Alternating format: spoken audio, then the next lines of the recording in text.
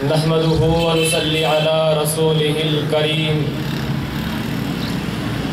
أما بعد فأعوذ بالله من الشيطان الرجيم بسم الله الرحمن الرحيم لقد من الله على المؤمنين إذ بعث فيهم رسولا صدق الله العظيم۔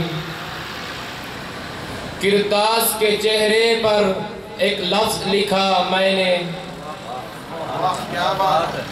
کرتاس کے چہرے پر ایک لفظ لکھا میں نے،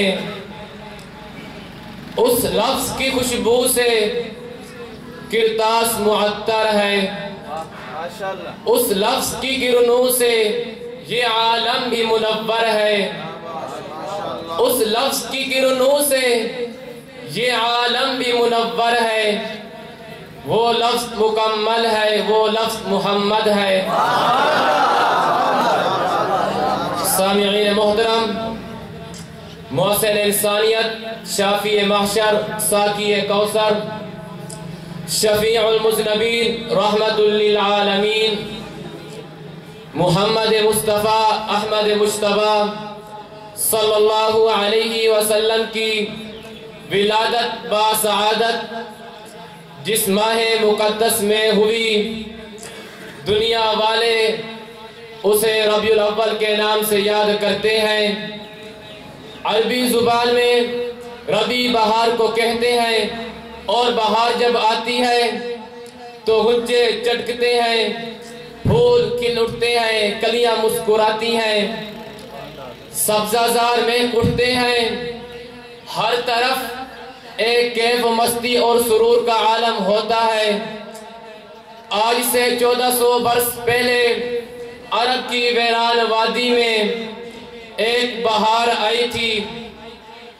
بی بی آمنہ کے گھر کے آنگن میں ایک سدا بہار پھول کھلا تھا، جس کی مہک سے ساری کائنات معطر ہے، دلوں کے خلوت کدے روشن ہیں، تھکی مالی انسانیت کو شادمانی نصیب ہوئی، نسل آدم کا وقار بلند ہوا، شرف انسانی کو معراج نصیب ہوئی، عظمت انسانی کو سر بلندی ملی، خاک کے سروں کو حیات نو ملی۔ یہ آنے والی بہار اور کھلنے والا پھول حسن ازل کی تجلی خاص، جان کائنات، فخر موجودات صلی اللہ علیہ وسلم کی ذات اقدس تھی۔ تو شاعر نے کیا خوب کہا، فقیروں کا ملجا ضعیفوں کا ماوا، فقیروں کا ملجا ضعیفوں کا ماوا، یتیموں کا والی غلاموں کا مولا، خطا کار سے درگزر کرنے والا، خطا کار سے درگزر کرنے والا، بداندیش کے دل میں گھر کرنے والا۔ سامعین محترم، حضرت عبد المطلب فرماتے ہیں، ایک مرتبہ میں حتیم کعبہ میں سو رہا تھا، میں نے ایک خواب میں ایک عجیب و غریب درخت کو دیکھا، اس کی چوٹیاں بڑھتے بڑھتے آسمان کو چھونے لگی، پھیلتے پھیلتے مشرق اور مغرب میں پھیل گئی، اور اس درخت سے ایسا نور پھوٹا، اس کے سامنے سورج مان تھا، عرب و عجم اس کے سامنے سجدہ ریز تھے۔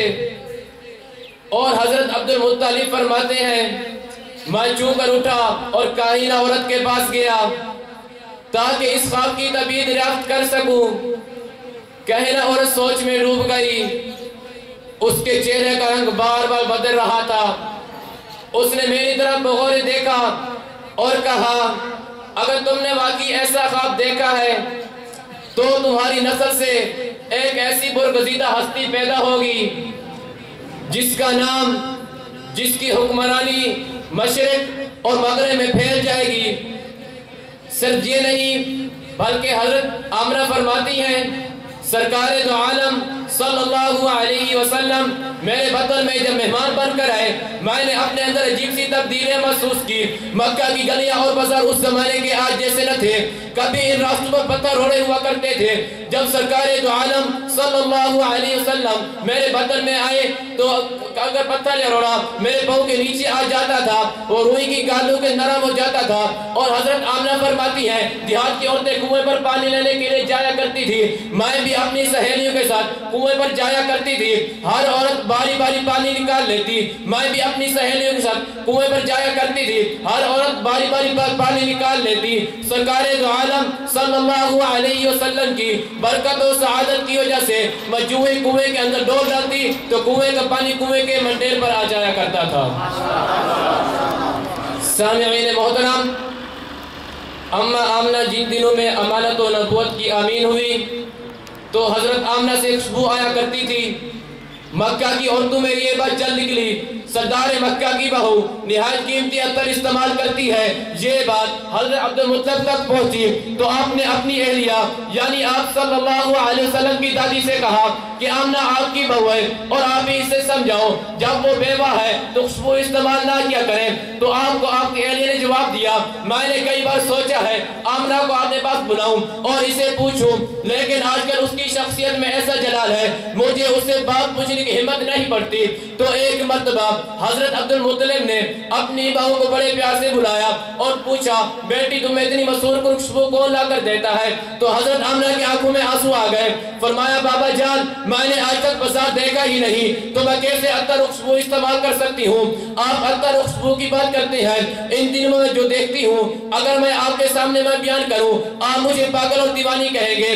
فرمایا، بابا جان میں دھوپ پر چلتی ہوں، بادل مجھ پر سایہ کرتے ہیں، میں پہاڑوں کے پاس جاتی ہوں وہ مجھ سے ہم کلام ہوتے ہیں، میں چاند پر نظر ڈالتی ہوں عذاب بجا لاتا ہے، میں ستاروں کو دیکھتی ہوں وہ سلامی دیتا ہے، میں درختوں کے پاس جاتی ہوں شاخیں جھک کر تسلیم کرتی ہے، میں کعبۃ اللہ کے پاس جاتی ہوں وہ خوشخبری سناتا ہے۔ انتہا یہ ہے جو میرے سہاگ کی نشانی کے ولادت کے دن قریب آ رہے ہیں، اب میں جہاں بھی تھوکتی ہوں وہاں سے بھی خوشبو کی کرنیں پھوٹتی ہیں۔ سامعین محترم، سرکار دو عالم صلی اللہ علیہ وسلم کا ولادت کا دن بڑا تاریخی اور عظیم الشان دن تھا۔ ایوان کسرا میں زلزلہ آ گیا جس کی وجہ سے اس کے محل کے 14 کنگرے گر گئے۔ فارس کا آتش گدا جو ہزاروں سال سے چلا آ رہا تھا اچانک بجھ گیا، مہر خشک ہو گئی، باطل کا غرور خواب میں مل گیا، صنم خانوں کے بت سنگوں پڑ گئے، فسق و فجور سر چھپانے لگے، شیطان کا ہویاں اڑنے لگی، ضیاء نبوت سے اندھیرا بھاگنے لگا، آفتاب نبوت کی درخشدہ کرنوں سے یہ کائنات معطر ہو گئی۔ تو شاعر نے کیا خوب کہا، صحنے چمن کو اپنی بہاروں پہ ناز تھا، صحنے چمن کو اپنی بہاروں پہ ناز تھا، وہ آئے تو ساری بہاروں پہ چھا گئے۔ وآخر دعوانا الحمدللہ رب العالمین۔